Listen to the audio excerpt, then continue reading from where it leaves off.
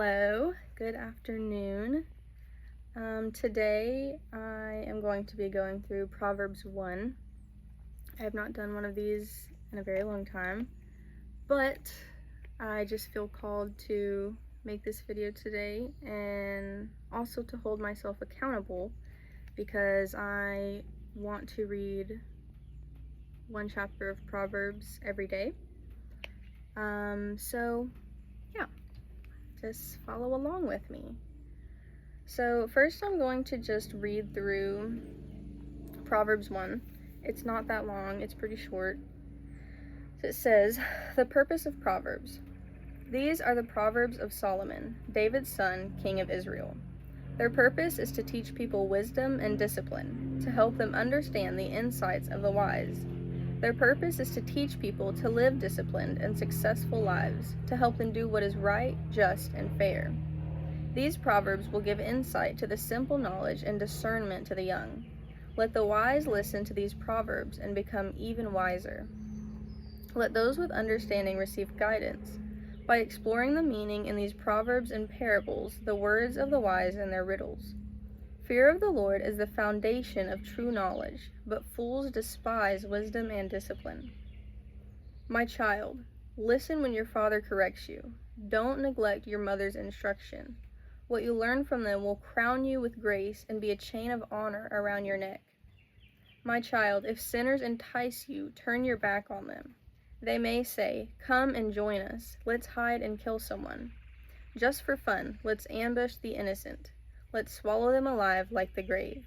Let's swallow them whole like those who go down to the pit of death. Think of the great things we'll get. We'll fill our houses with all the stuff we take. Come, throw in your lot with us. We'll share all the loot. My child, do not go along with them. Stay far away from their paths. They rush to commit evil deeds. They hurry to commit murder. If a bird sees a trap being set, it knows to stay away. But these people set an ambush for themselves. They are trying to get themselves killed. Such is the fate of all who are greedy for money. It robs them of life. Wisdom shouts in the streets. She cries out in the public square. She calls to the crowds along the main street, to those gathered in front of the city gate. How long, you simpletons, will you insist on being simple-minded? How long will you mockers relish your mocking?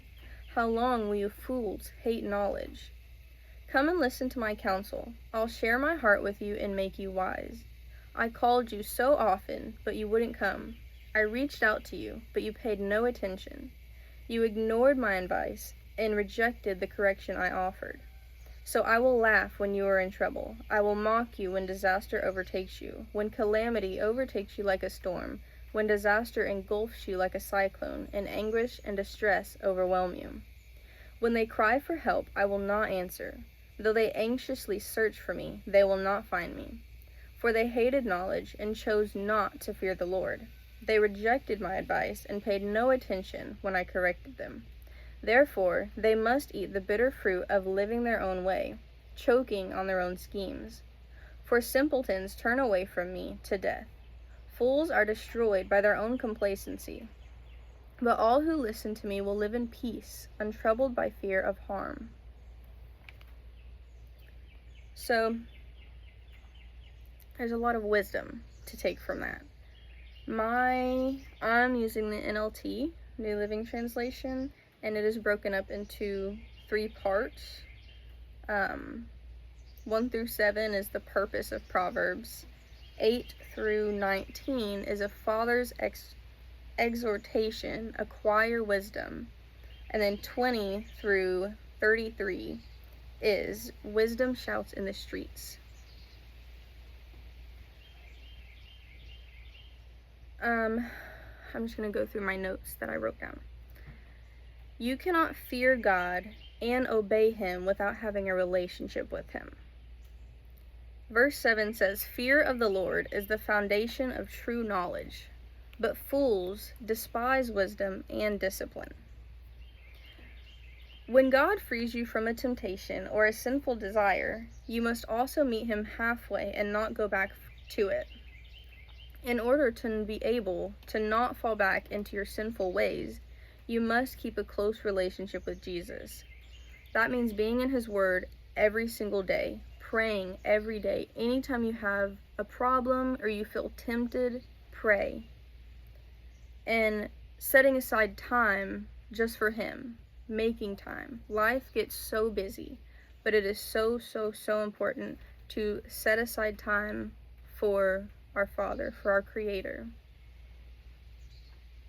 The same way you don't want to hurt your friends, family, or partner by doing something they don't like, you shouldn't do things that God does not like. He is our friend, and it hurts him when we do things that he knows and we know is wrong and bad for us. We should treat him with the same respect we give our parents or guardians or parental figures. Verse 8 and 10 says, "My child, listen when your father corrects you. Don't neglect your mother's instruction. My child, if sinners entice you, turn your back on them." If your friends are doing worldly things and stuff that you know is wrong and you or them shouldn't be doing, you have to have the backbone to not go along with it. You can still hang out with those friends, but you have to stand on your own morals or God's morals and not fall into their sin.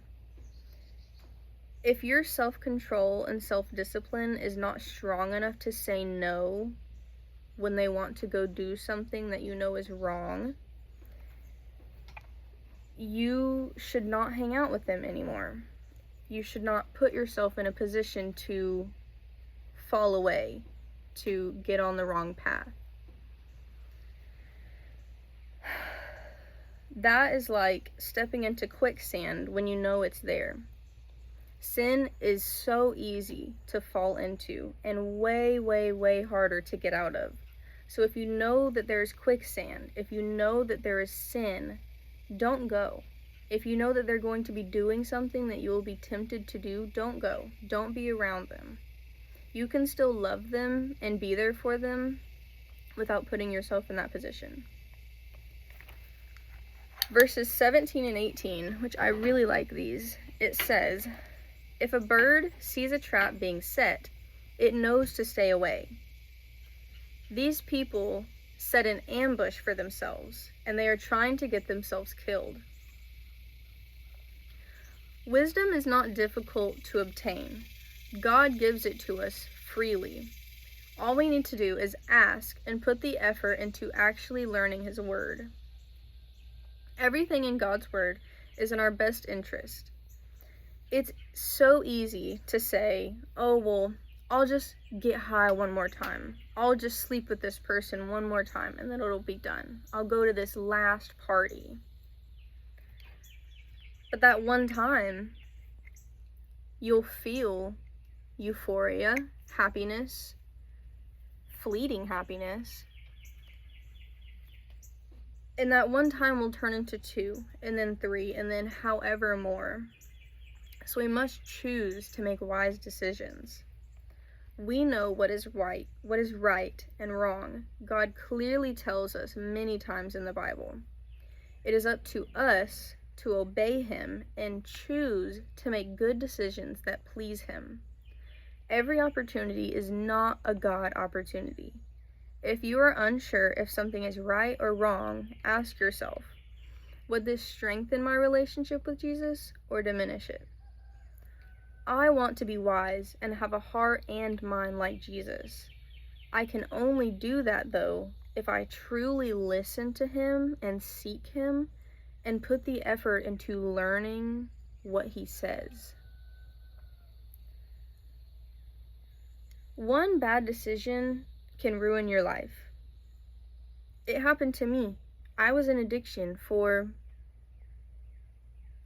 almost over 4 years because of one bad choice I made. One. So why even put ourselves in that position when we can choose to be good, to do good? Verses 23 through 25. "Come and listen to my counsel. I'll share my heart with you and make you wise. I called you so often, but you wouldn't come. I reached out to you, but you paid me no attention. You ignored my advice and rejected the correction I offered. We should not take correction or conviction lightly. That is one of the ways God shows his love for us. We feel conviction to warn us that what we are doing is not from God. It's not godly. Animals have instincts that let them know when something dangerous is coming, and they fly away. They run away. That is what we should do when we feel conviction or when we know something is sinful and will lead us astray.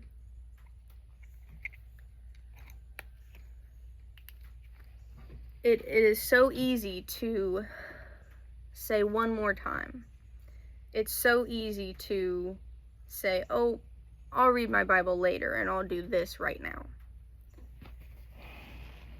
We have to it is up to us to make habits and to choose good decisions that please God, that will lead us closer to God. So that is all I have to say today. I know that this was kind of long, but I hope that someone gets something from it. And it's a way to hold myself accountable as well, because I've been wanting to read through Proverbs, like one proverb every day, and I just haven't. So I'm holding myself accountable. Hopefully it helps someone. I love you guys, and I will see y'all tomorrow.